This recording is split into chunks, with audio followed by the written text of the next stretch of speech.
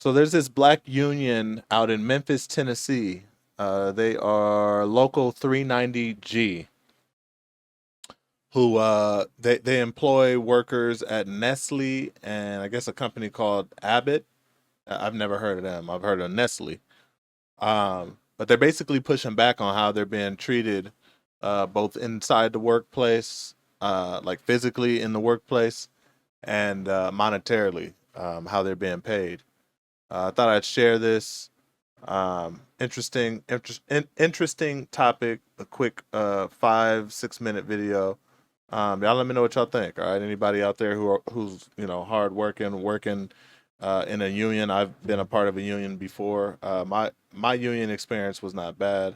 Um, Although I didn't even know they had black unions. Part of the reason why I was sharing this video. Um, so yeah, let's check this out. Y'all let me know what y'all think. All right, it's Ricky Rich with Black Primacy. Please don't forget to like, comment, subscribe, and turn on your notifications. They don't want us to get the crumbs that fall on the ground. Nothing. Matter of fact, they want to take it all away from you. And that's the part that I can't understand. I think these guys are getting in the back room, smoke-filled room, and they're saying, hey, let's do this, let's try to kill, and let's try to change the market so we don't have to worry about unions anymore. Since June, unionized food manufacturing workers in Memphis have been on strike against management, against the conglomerate that owns their factory, and against an economy that's still tilted against workers. The factory makes soy protein isolate. Its clients are some of the biggest food manufacturers in the world, including Nestle, Abbott, and virtually anyone that makes a protein bar. The factory has been in operation for decades, providing good middle-class jobs until now. It's not just about the contract at this point. It's about being able to assemble and unionize and fight for your working conditions in general. The strike was forced upon us. Nobody wanted to strike. We didn't want to come out here. Me being second generation, my father retired from here. I would like to be able to preserve this job for the next generation. When we started negotiation, we brought forth about 19 proposals, and only a few of them affected people monetarily, and we agreed on absolutely nothing. We have a sister plant that's in Gibson City. Right before we went through negotiations, those guys the maintenance department end up with a 9% pay increase, and the production department end up with a 6% pay increase. They didn't ask to eliminate anything, but since it's 90% of African American in a predominantly African American town. For years, the factory was owned by DuPont Chemical, which agreed to contracts with good benefits and working conditions. But it was sold in 2020 to a conglomerate called International Flavors and Fragrances, and that's when things began to get dire. IFF made more than $4 billion in gross profit in 2022, but now it wants to take away overtime and wreck worker healthcare plans. They even want to take away paid lunch breaks. The company doesn't want to give us what we deserve. They don't want to give us the anything after 8. They don't want to give us better benefits. They don't want to give us, the ability to take breaks freely with no consequence. They don't want to give us incentives. And so we're fighting for those unions that want to continue to fight for their betterment. The sanitation strike happened here in Memphis. If you can't stand for something that you truly believe in and your history have a way to go over again. I would think that it would get better, but it hasn't. Instead of it getting better, it's going downhill. We're going back to slavery time. Anytime you take all your stuff away, you have no rights, no say-so, no nothing. Right now, we have a year notice on our health benefits. Well, all of our benefits, actually. So they want to change that to 30 days. What that would mean for us is that all they have to do is give us a 30-day notice. They can take whatever they want away. Our premiums have gone up. Our premiums have doubled and tripled. Before we switched over to universal health care, we had Aetna. And Aetna was actually pretty good. Each week with Aetna, I was paying $167 a week. And this is for a family of 4. So. Oh, okay. I was getting ready to say 100. I mean, that's still high. 167 a week is what? 600 a month. That's a lot. Even for a family of 4. Unless I've just had good health insurance. I mean, really good compared to that. I mean, that's high. 600 a month. But I also, it's just been me as well, so I don't know. But 100, y'all let me know. People with with a family of 4 or multiple individuals, you guys are paying upwards of $500 or $600 a month. Maybe I just missed that. I don't know.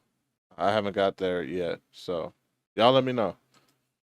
So for me, my husband, and my 2 children, now I'm paying almost $300. That is a significant chunk out of my paycheck.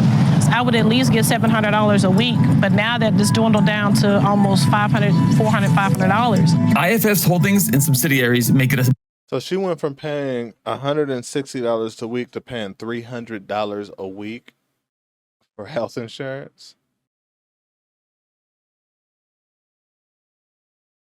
She might have to shop around. Again, I'm not a specialist in health insurance, but I know there was a time where I had outside health insurance and I was paying $200 a month, and that was for everything. Again, that was just me, $200 a month. But I would think if I had a family, maybe $600 or $700 a month. But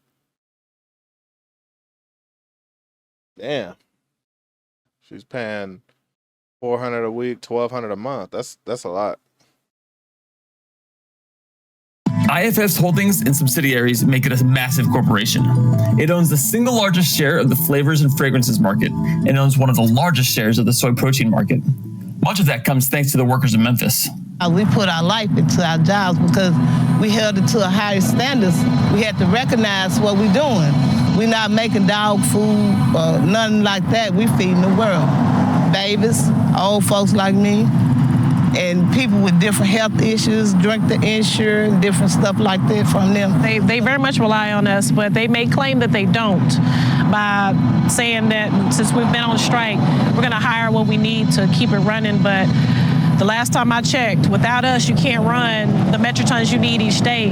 Now you're running less than pretty much 90% less than what we usually run in a day. And when it comes down to the final product and stuff, that's what matters. Then it's a lot of unskilled, unknowledgeable people in there working who put their life on the line every day. Because it's stuff in there, it only takes a split second for something to go wrong where you're going to be missing a foot, a toe, a head. We got that kind of equipment in there. We run those pieces of equipment like that. And if you don't know what you're doing, you'll get hurt. You'll get hurt or lose your life. They absolutely want to, in my opinion, they want to break up the union. Yeah, this is one of the few jobs in the city that pays above the average warehouse wage. They're trying to force us out in hopes of, having a company without a union, because unions are fighting for stuff that they don't want to give. We're a single shop union. So, it's kind of hard for 150 people to fight a $1 billion corporation. It is. Seems like they got endless money, endless resources. But it's going to come a time where they're going to need to produce, and that's where we come in. Yeah, that's going to be an interesting it's going to be an interesting battle. Like he said at the end, they're very small union, 150 members. So yeah, that's gonna be interesting. But they do have one thing right, that the company is definitely trying to figure out a way to get them out of there. Like I said, I was a part of a union. I enjoyed it. I can see why companies don't like it though. Simply because it's hard to get rid of the underperformers, right? And then there's a lot of underperformers in the union. Not because they're not good or not skilled at their job, but because when a workforce, at least in my experience, when a workforce is unionized, it levels the playing field for everyone. So no matter how hard you work, you're still gonna get the same result as the person that's sitting over there doing nothing. So after a while, you start to see even your best workers kind of slacking off and chilling off a little bit, or not going as hard as they they normally would, because I mean, human nature, what's the point, right? Um and so it just creates a very tough situation uh for an organization. Um not to say that anything that the organization is doing to get them out is right.